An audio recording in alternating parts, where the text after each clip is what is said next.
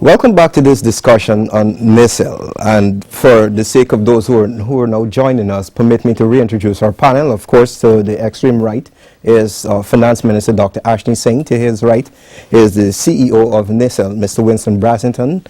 Next to Mr. Brassington is Head of the Presidential Secretariat and Secretary to the Cabinet, Dr. Luncheon, and Chartered Accountant and Attorney at Law Christopher Ram is to Dr. Luncheon's right, and to Mr. Ram's right is the publisher of the Kaieteur News, Mr. Glen Lall. Also invited to this program are Alliance for Change executives, Moses Nagamootoo and Khemraj Ramjattan, who are both absent. Of course, we learned moments before the program that they would not be able to make it. Before we went to the break, Mr. Lall of the Kaieteur News was about to explain the gist behind some of the publications surrounding the NICIL issue. Mr. Lall. Thank you. Responding to Dr. Luncheon, why I encourage or allow the story of $50 billion published in the Kaieteur News, I just want to explain to you, Mr. Luncheon, my role as publisher. The Kaieteur News has been open from day one to all Guyanese. Everybody is allowed, entitled to have a say. It is. I always believe in my heart that it should be the people's paper.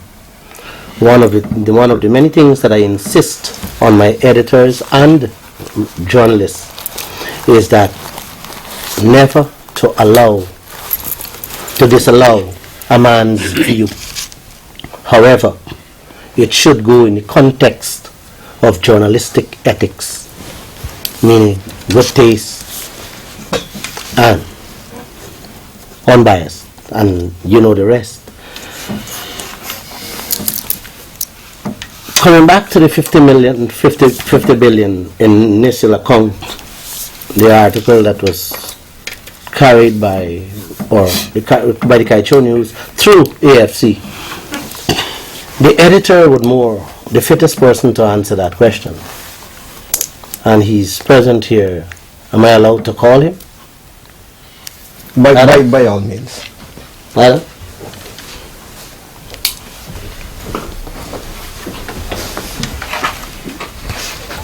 So, of course, we are now joined by the editor-in-chief of the Kaieteur News, Mr. Adam Harris. To follow up on my publisher, the column first appeared in a column submitted by the Alliance for Change, and every Sunday, every single political party has a space in the newspaper to offer its views. So when that came, the next thing we did was to check with the Alliance for Change on the basis for its allegation. And the answers were, one, we have been checking the annual reports of the AFC up to 2003. NICIL. Of NICIL up to 2003. These were the figures that we have seen. We have computed the sale of government assets. We have looked at the distribution of some of these assets, and our conclusion is that NICIL actually raked in $50 billion. And we thought that was a good story, so we carried it. And then we attempted to talk with Mr. Brassington. Now, Winston Brassington is also my friend, and he said to me, Adam, I am not going to respond to everything that you published. So we did not get an answer or a contradiction or a contradictory statement from Mr. Brassington on the $50 billion. But the opportunity presents itself tonight, and I'm going to ask you, Mr. Brassington, you've been extremely silent for the duration of this program so far. Are you in agreement with the formula used by the Kaieteur News in arriving at $50 billion? Absolutely not. I've spoken to Adam, and I said, Adam, you have to be more transparent about how you arrive at that number. To just say that you got $30 billion from the 2003 consolidated accounts, and then you did a few additions and you came up with 50 billion. We're not talking about, we're talking about billion here. Billion. 50 billion is 250 million US dollars. Anybody dealing with those numbers will want to be sure that they're dealing, with the facts, because they're not small numbers. I never got that. That's why I never responded. A few weeks later I said, the NICIL bank account at the end of March, and I showed our management accounts, had a little over $700 million. $700 million. To explain the 50 billion, somebody's got to explain to us how they did the arithmetic. And if they can't explain something as simple as that, and they're asking us to be transparent, we don't know where the number came from. It's a waste of time to try to respond to a number that, for want of a better word, is pulled out of the air. I call it jumpy arithmetic. Till I can't see where the numbers are adding up. And the explanation for such a big number, I mean, if it was a small number, a difference between 50 million and 5 million, but 50 billion, they took the total revenue of NICIL Group, which included all the gasoline sales for Guy Oil, the gross revenue, not profit, for not only NICIL, but every single one of the subsidiaries. I'm reading the financial statements, ignore everything else, cash in the bank, profit, and said, oh, take the 30 billion, extrapolate forward, add a few things, and that's how much proceeds you have to put in the consolidated fund. It's mind-boggling that one would make such an irresponsible statement like that. Okay, you're basically pointing to an accounting blunder, and of course there's a chartered accountant at the table. I'll ask you to. I don't think it's a blunder. It's absence of information, extrapolation. Okay. But the question I would like to ask, and to cut to it, how much money have we got a separate account for privatization proceeds? And what is the balance, or are we commingling privatization with other expenses, including capital expenditure? I'll ask Dr. Singh. Well, in fact, Michael, let me answer a couple of the issues raised. First of all, I note Chris's reference to his request for the management cooperation agreement, which indeed he has not been provided with as yet, but like Dr. Luncheon said, we really received that request during the course of today. I think it would have been somewhere between late this morning and early this afternoon. I will say this though, that the absence of that management cooperation agreement, or indeed the absence of any other particular piece of information, has not prevented those who have chosen to comment on this matter from commenting in a very definitive manner. They haven't said that we would like to see this information in order to arrive at an informed conclusion. In fact, those who have commented on this matter, including opposition politicians, including in particular those who were invited to be here today, Mr. Nagamootoo and Mr. Ramjattan, and indeed Mr. Ram and other commentators who have commented on Kaieteur media houses like Kaieteur News, definitive pronouncements have been made, mitigated by the absence of the management cooperation. I haven't specified a figure. No, I'm not speaking about. I'm not speaking about the 54 billion. I'm speaking in general. 54? It's 50. Well, 50, whatever. I'm speaking about the definitive pronouncements about NICIL not. For example, the assertion has been made that NICIL is not operating within the law. Our assertion is that NICIL is governed by the Companies Act. So I'm not only speaking about the assertion in relation to how much cash NICIL has. I would say that I disagree completely with the suggestion that an absence of information is what led to this reckless speculation by the AFC about this 50 billion.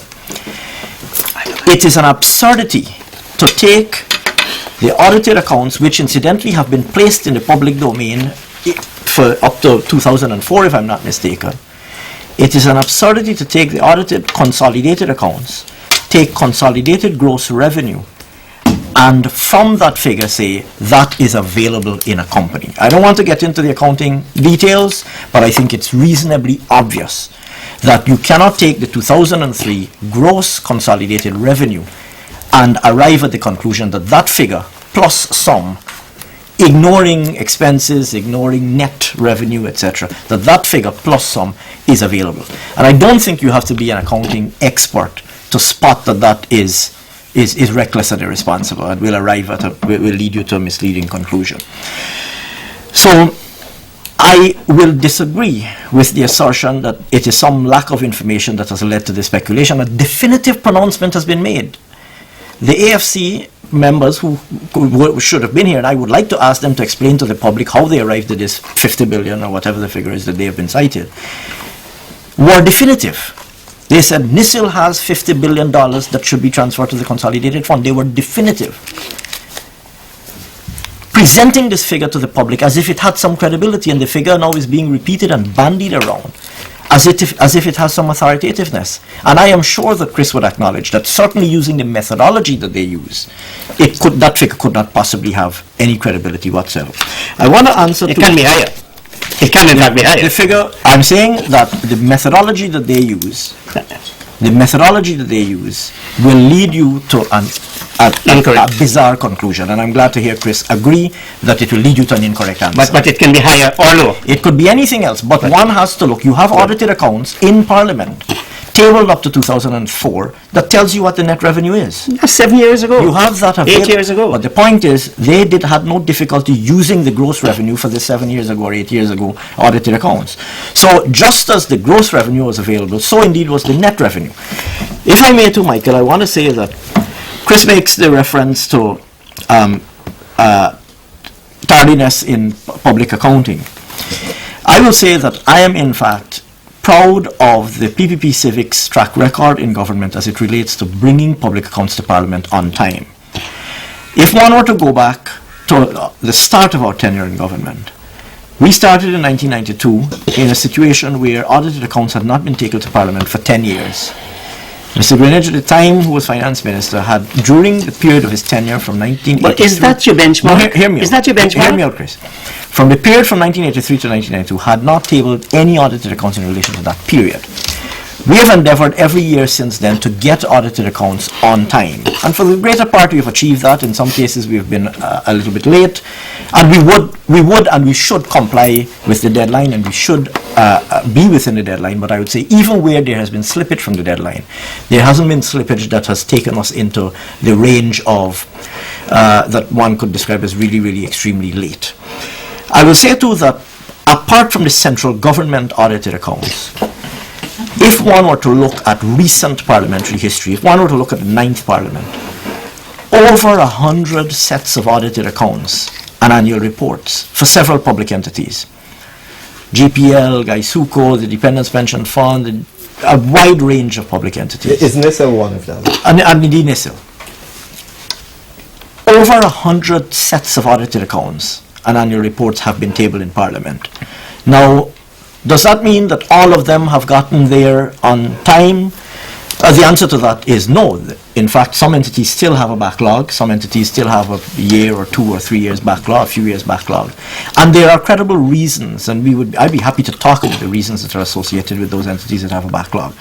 But there has been a demonstrated effort and demonstrated results in the endeavor to bring the audits of public entities up to date and tabling those accounts in Parliament. So I wanted to answer that because, like I said, this information is available. You just have to look at the parliamentary record and you will see that that there has been significant progress in bringing these things to the public domain. Mr. Lall, your take on this. Mr. Moderator, gentlemen, I don't think we'll get very far. Like I said, maybe we need 100 programs like this to settle some of the issues. I want to get direct to one of the issues that has been recently, NICIL has been embarked upon, and it's the AHI, the Atlantic Holding INC, the Marriott building of the Marriott. But I did ask Hotel. a specific question. I find, Chris, give me a chance. I find that worrying to the business community, and more so to the hotel industry. My question to both of you, or maybe all three of you, is what is the rationale behind investing this large amount of US dollars into a hotel industry? What kind of feasibility study was done and who did it? Well, in fact, let me answer that. It kind of leads me to something that I alluded to earlier. I made the point that NICIL's role has, of course, been evolving with the passage of time.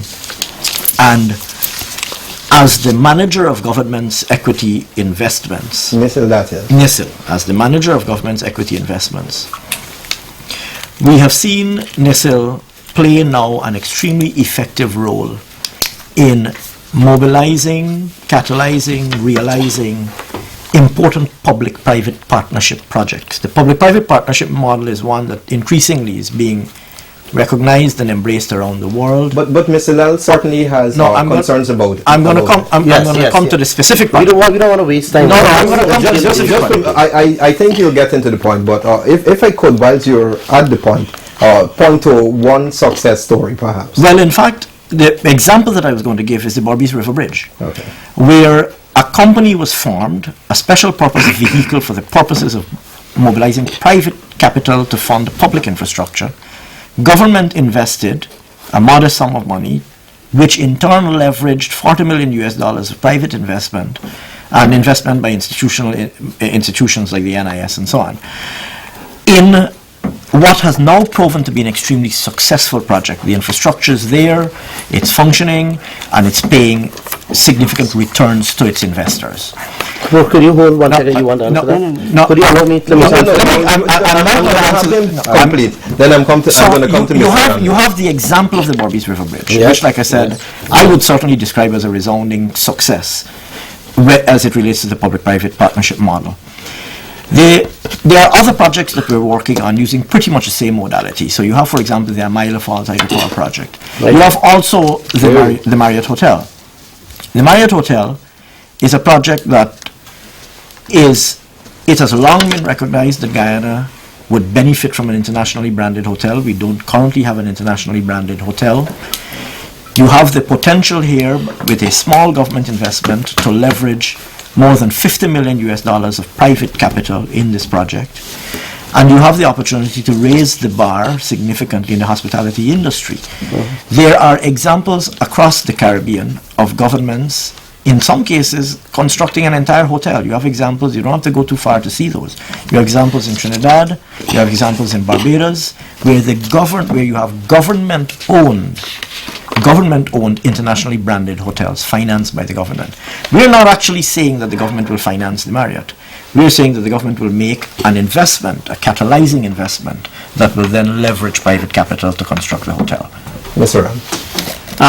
The question of the Berbice River Bridge, it's also correct.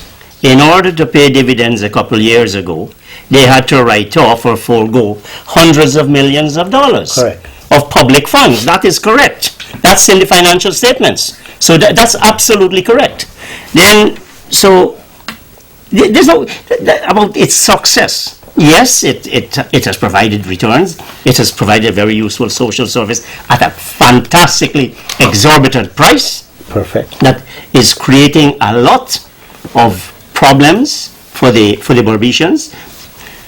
The question, so that's an issue in itself. The hundreds of millions of dollars. No, but you said construction at an exorbitant price. You're saying that the $45 million. The crossing, the fare, the toll. He's speaking to the tolls. I'm speaking of the toll. Now the question, I pose this question: what's the total proceeds of privatization, and has there been commingling of these funds? That's all we would. You see, that's what the public want, not fudging and getting around questions. Let us get direct answers. That's a specific question you want Yes. answered. I'll ask Mr. Brassington to respond to Mr. Ram's Okay. query. The privatization unit is not a legal entity. The privatization unit doesn't own anything itself.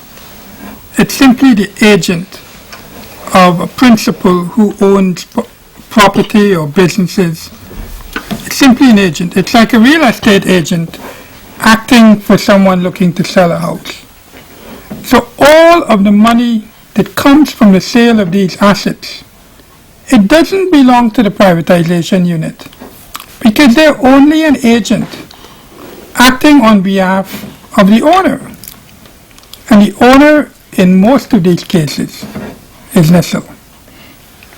All of these businesses that are being privatized, most of them are owned by NICIL. All of the properties being privatized, most of them are owned by NICIL. We sometimes also act as agent for Gaisuco. And when we sell the assets, the property, the money goes to Gaisuco. When the privatization unit sells property for NICIL, the money goes to NICIL. When we sell businesses owned by NICIL, the money goes to NICIL. And the NICIL accounts are the accounts that are prepared and submitted to the Auditor General. So it is not the privatization unit that owns these assets. That was not the They're simply question. an agent. That was not the question. No, well, it explains why What you was don't have the to have. total proceeds of your privatization? anticipate And has this- there been commingling? I would anticipate that Mr. Brassington is getting to the answer. I hope so. Yeah. I hope so. The proceeds of these sales are all accounted for in our books. And we've submitted on a timely basis our books to the Auditor General, our accounts, to be audited. That's the first point. The second point is we have always answered any questions to the public relating to privatization. Right? Any deal, if there's an issue, we raise it. We sometimes make press releases or we respond to these sales. Thirdly, in 2008, we published a publication on privatization that dealt with the transparency of every single privatization, right, up to 2008. That book is being updated, and we expect it will be released before the end of June. And it will bring you up to date. And in this report, we're looking to provide a lot more detail, including financial details of every single transaction.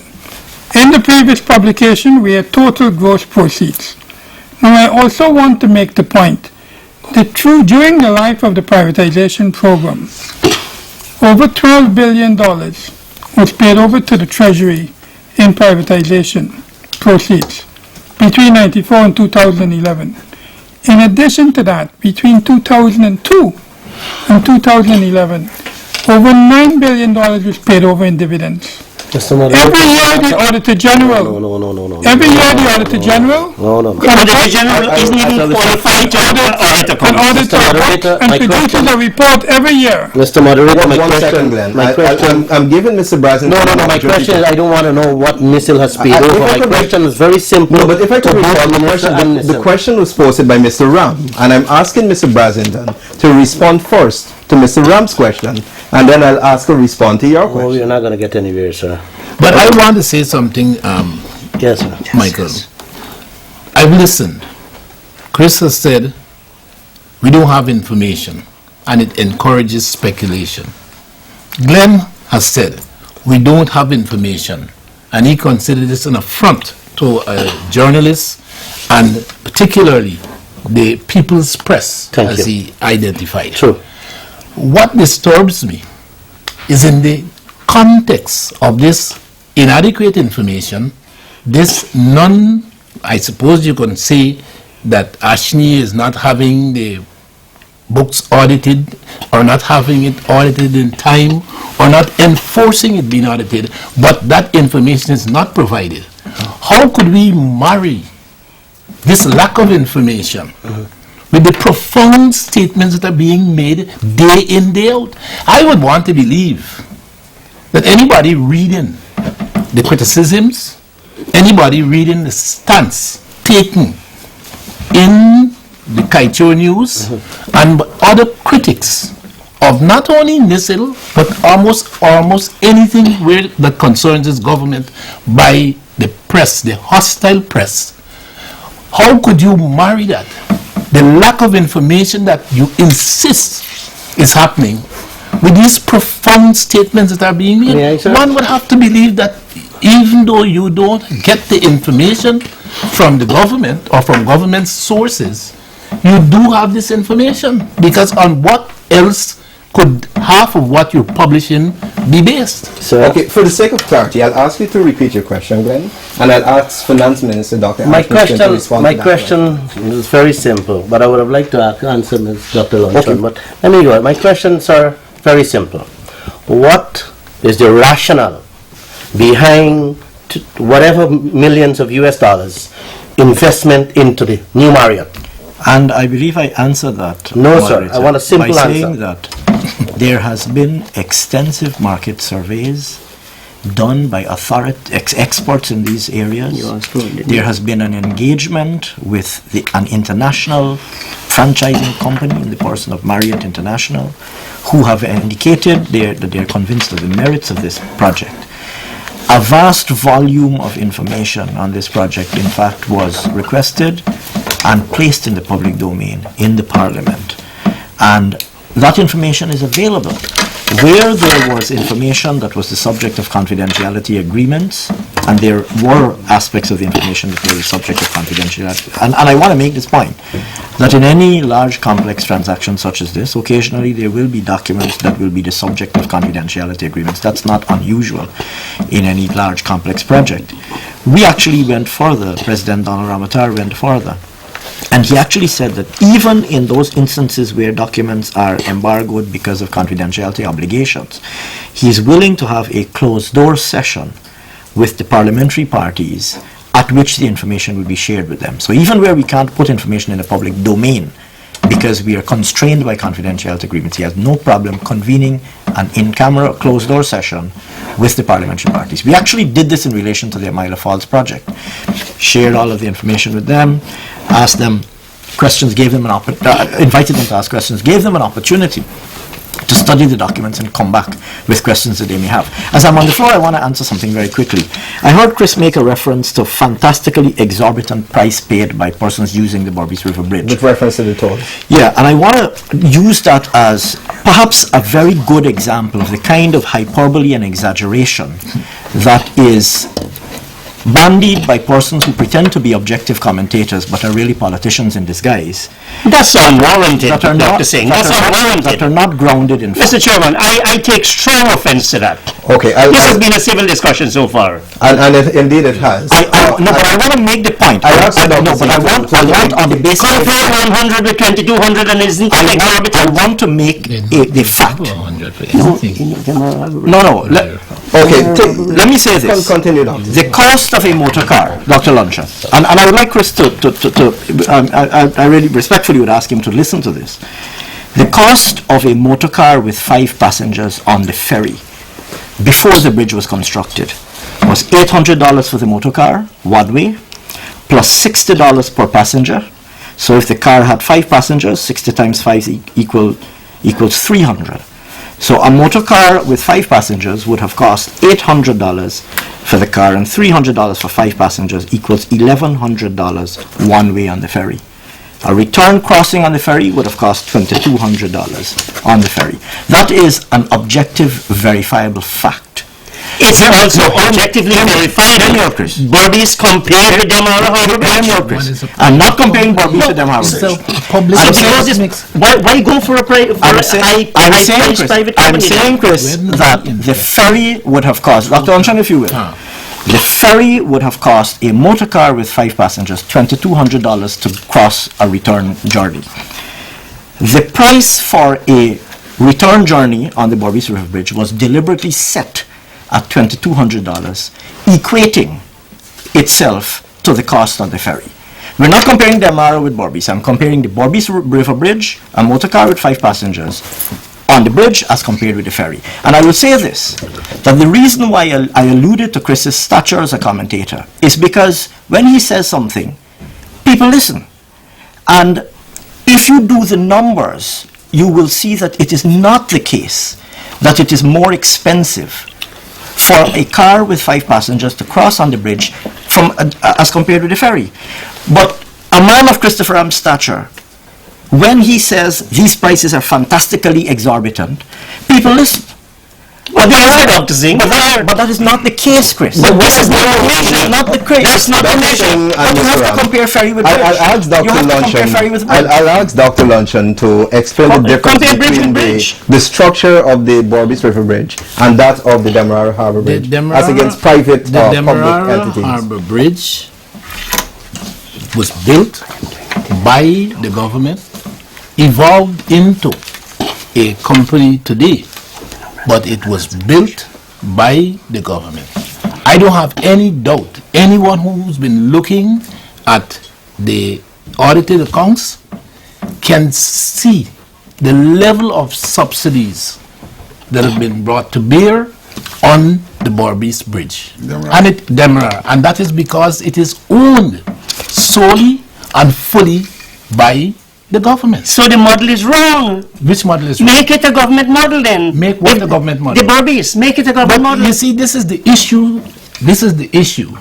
You can make a statement like that because you don't have to deal with the realities of financing in the context. Let's go to the time when that Borbis Bridge was being built and talk about generating $40 million solely by the government. Take some of this Marriott money, and you could do it. That's it can private be done. capital. It can be done. Marriott is private We capital are that not you're trying to putting out leverage. $40 million. Are you saying, and let me say this, let me say this, Mr. Brassington has this habit of conveniently, when he wants, he says privatization unit, and next time he says privatization board, and next time he says NICIL. Up to now, he hasn't answered my question. Is there a separate privatization proceeds account? The question I'm asking I've then... answered the question. No, you have not. The question I'm asking, how much money is the government of Ghana committed to the Marriott Hotel? But we answered that No, question. how much How is much it? money? How much? We've committed 1/3 of the financing. We've put it in the answer that was laid in Parliament in response to And that's Mr. how many? Ramjattan's question. That's how many? How And much? it's a little over $19 million. But We've a said statement this. that was We've said this. provided In the public in domain. the public Placed in the domain. public domain. And Tabled in again, Parliament. I am saying again, the point I continue to make. Information is accessible. I don't pretend that all the information that you want is available at the point in time that you want it. But I will never accept that efforts, your efforts, a lot of the critics, the efforts that they have made are reflective of the information that can easily be obtained in the public domain. Is You this asked 19 me- million? Is this 19 million coming from privatization proceeds? It is coming from NICIL.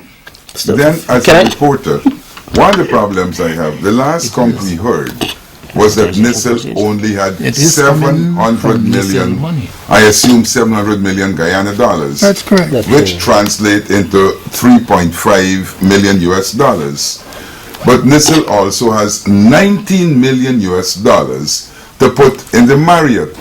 And reporters like me find that rather contradictory. How could NICIL, with only 3.5 million US, still invest $19 million in a project? And that doesn't get a Milo project yet. No, not yet. No, but I want to add to that. Allow me to add to that. Go right ahead. Dr. Singh actually telling us that the Marriott project is a viable one. Dr. Singh, I want to tell you that if that Marriott was a viable project, I would have been the first one to throw my money in. However, I want to move. Not too late. That was one of the question I What posed a to him. prospectus, Doc. That was one of the question I posed to him, and he actually said, "I cannot come in." But let me throw the other question to you. The government has arrived at a $58 million cost for this project. May I ask how you guys arrived at that? Well, I'm glad you asked that question. You would recall last November, we had a shot turning ceremony at which we had officials from the Marriott. We had representatives of the contractor, and we spoke to the public tender process that we went through for the Marriott. We explained that, we explained how we arrived at the numbers. So the number of what, and we've made all of this public. We made public the agreement that we have signed with the Chinese contractor firm for 51 million. The rest of the funds we've explained in our answer to Parliament how it's broken down. Confidence thing. So this is public tender. We selected a contractor based on the lowest price. In fact, when the prices came in, we had to retender with those contractors to get the prices lower. So it is a public tender. We made a lot of information available last year on this project. We announced many months ago that the government was committed to putting 1/3 of the funding for the project. And so it's a bit surprising that it seems that a lot of this information that is in the public domain seems to be ignored. No, but please. You only have $3.5 million. Where did you get 19 million from? We've already deposited. We've already put up the money that we're putting. And the private partners, have they put up their money? We have announced where we are in the No, process. I'm asking about the private partners now. It's a private The partnership. equity comes first, then the debt. So we bear all the risk in this investment? Is this what you're saying? Because that's what equity does. Chris, you will allow me to finish. You're asking a straight question. We put up our money, we have a bond that covers it with the contractor. We've stated in the paper that we put up how much money we expect to get as debt, how much we expect to get as equity. We've said the remaining equity is going to come from private investors. And we advertise publicly, again publicly, in your newspapers too, inviting persons who are interested in putting in funds. It has not helped. And this is why I'm concerned about sometimes the headlines of Kaieteur. All of this negative publicity is damaging our investment climate. We've had 3 or 4 very serious investors in the Marriott come to the table and say, thank you, but we're no longer interested. Okay. We're still looking for 8 million of that 58 million, which will comprise the majority private equity component. I So you're saying that $1 million in loans, Mr. Mr. Ram, we'll have to base the remainder of this program in the context of our programming schedule. Our time is almost gone, so I'm going to ask each of the panelists to give me a closing comment in approximately 3 minutes, and I'll start with Adam. No. Well, this is surprising because I wasn't a panelist at the outset. But what I can say... You made yourself a panelist. What I can say, however, is that the job of reporter is to get answers. And I do have an excellent relationship with Ashni, Winston, and my schoolmate, Dr. Roger Luncheon. And I do ask questions, and I'd appreciate, more often than not, regardless of how you feel, you can talk to us off the record, or you could talk to us and be quoted. But if you ask questions, the least we would expect is answers, and we would correct any misinterpretation.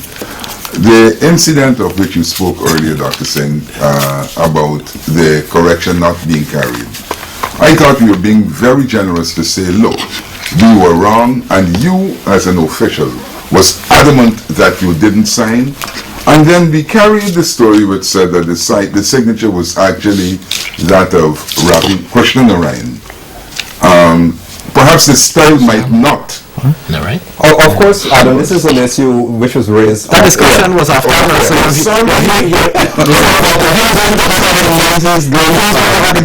your only apology to me. All right, I'm sorry. All right. Glen. Moderator, I am very much disappointed at this program. The time is not enough. I know it, and I said it in my opening statement that it will take hundreds of to clarify and to clear up some of these issues. I hope that this has been a stepping stone in the right direction. As government officials and being newspaper people, you would open up to us so we can be able to let the nation see, know and understand the true meaning of what you guys have been doing or what you're doing. And I could assure you, Glenn, you should leave optimistic that there should be and there will be more programs such as these. Mr. Ram. You said I have 2 minutes? Yes, 3 minutes. I would like, and I'm going to take my minutes and pose some questions, whether NICIL PU, whatever you want to call it, will permit an independent audit of all the transactions. I am very concerned about the conflicts of interest which prevail and pervade the NICIL PU Ministry of Finance Auditor General's Office. I think these raise serious doubts in people's mind. Dr. Ashni Singh is the only minister who is the chairman of a board. Dr. Luncheon is the chairman, he's not a minister. And he, to make it worse, he's a minister or he's a chairman of an entity that reports to himself. Now, if that is not a conflict of interest, I don't know what is. I would like to know if there's any other example of that situation in Guyana, given the very importance of the Ministry of Finance and NICIL. I have serious concerns about conflicts of interest at the Audit Office, the Ministry of Finance, NICIL. I think it's important that we put that situation to rest. We get professionally qualified people, we get independent people. If clear, I can tell you, the jobs that the Auditor General keeps to himself are the ones that he has, that I think he would not like to share too much. One, NCM being one of them, I might point out. I have serious issues about that. Mr. Brassington himself is at the center of concerns about insider, misuse of insider information. Mr. Moderator, these are the things that are causing people to worry. People have legitimate concerns. They may very well have everything nice and correct. Their accounts may be up to date even when it's 7 years in arrears. But there are serious concerns among the people out there. And so I really welcome this opportunity. I say it again, and I'm publicly inviting these gentlemen to Plain Talk. And I'm asking you, Mr. Chairman, because I think some very useful things have come out in this program, Mr. Moderator, that I get a copy, unedited copy of the recording of this program. I can assure you, copies furnished by NCN are not usually edited. And secondly, I'll have to charge you some advertisement time for that Plain Talk plug you just made. I'll ask Dr. Singh to give his answer. Let me say first of all that I think it's been a good initiative, the hosting of this program, and I commend NCN for it. I would say this, that I do consider it unfortunate that Chris would reserve these issues for the very end of the program, because they are issues that, had they been raised at the start of the program, we would have been perfectly happy to respond to. In fact, this really was, as I understood it, the intent of the program, where there are issues of concern, that they be put on the table and that an opportunity be given for them to be responded to. Each one of these issues.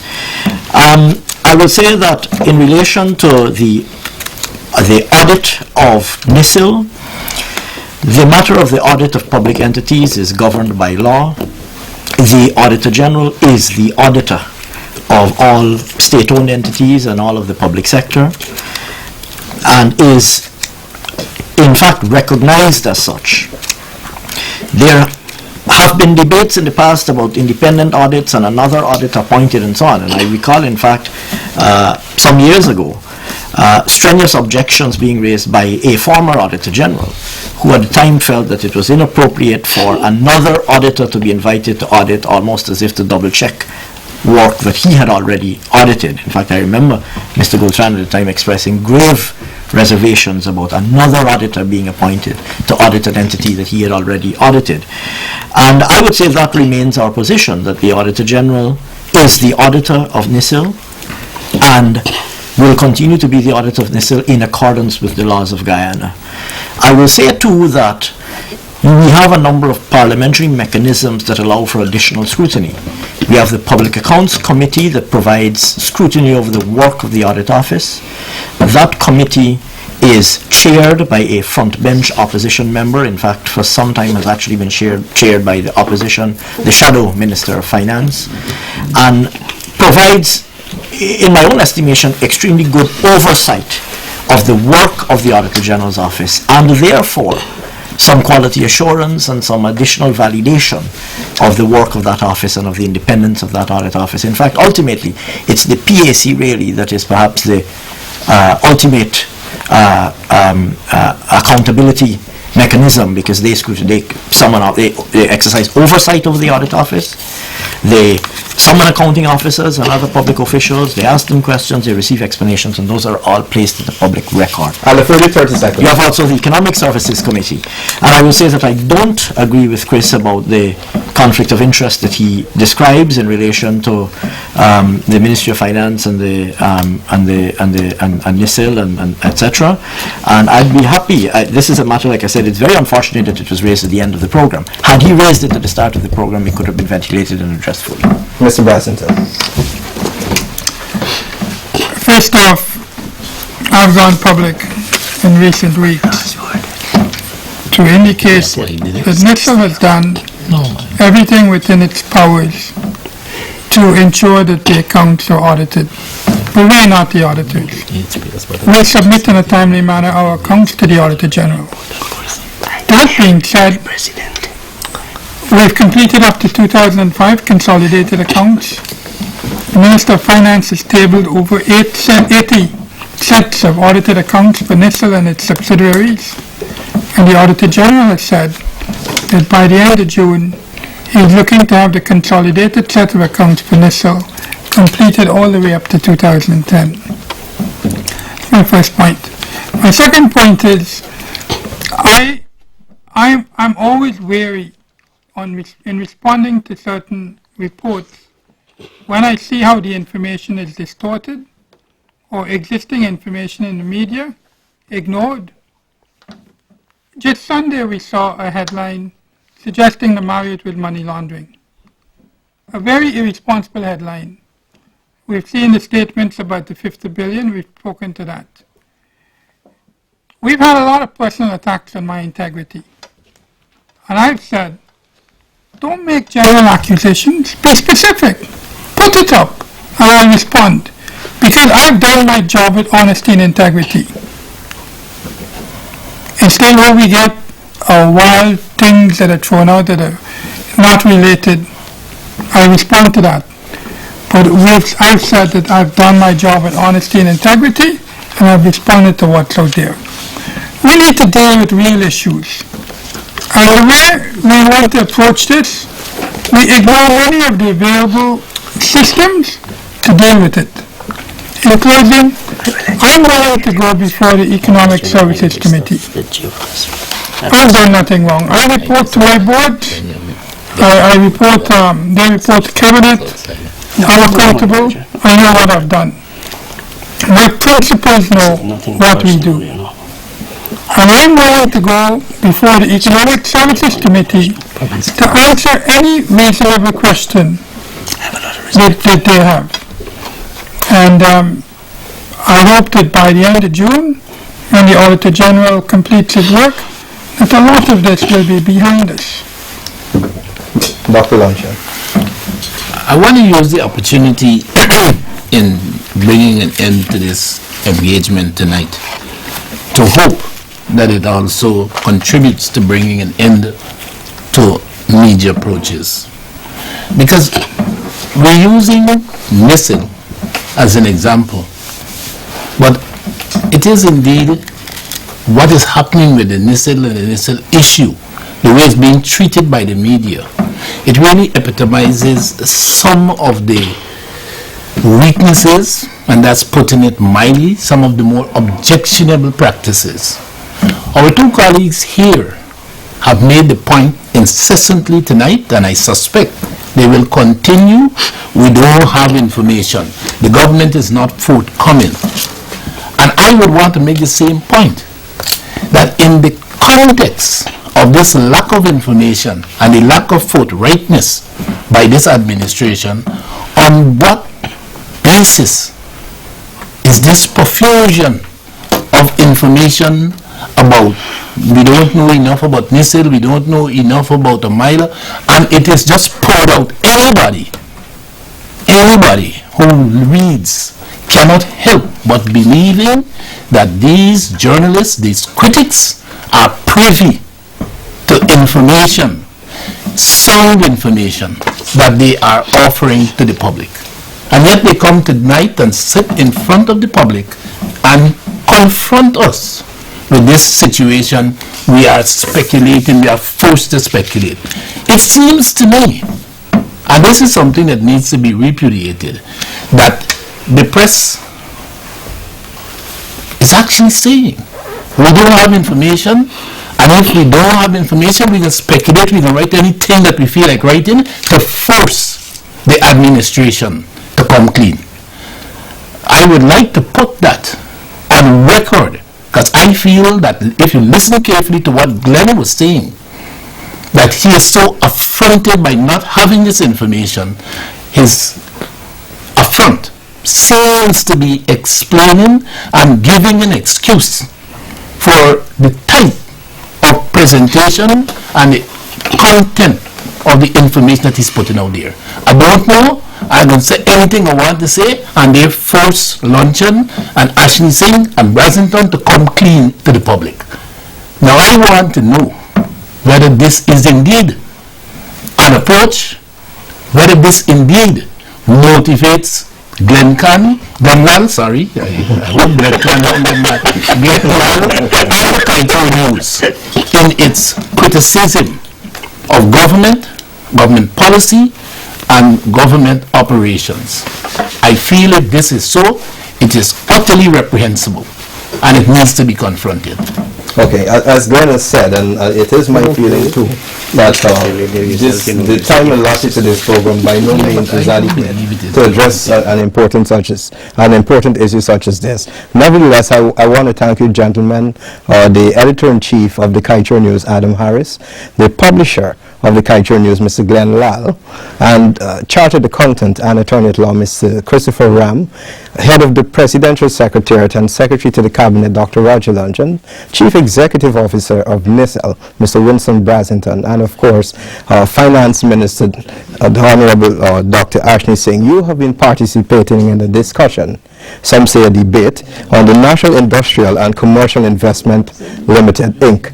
And I would like to say to you, gentlemen, I am most heartened by the civility with which this discussion has gone tonight. I thank you for being a part of this panel. Looking forward to hosting you again. And thank you for joining us. Thank you very much, Mr. Chairman. Thank you.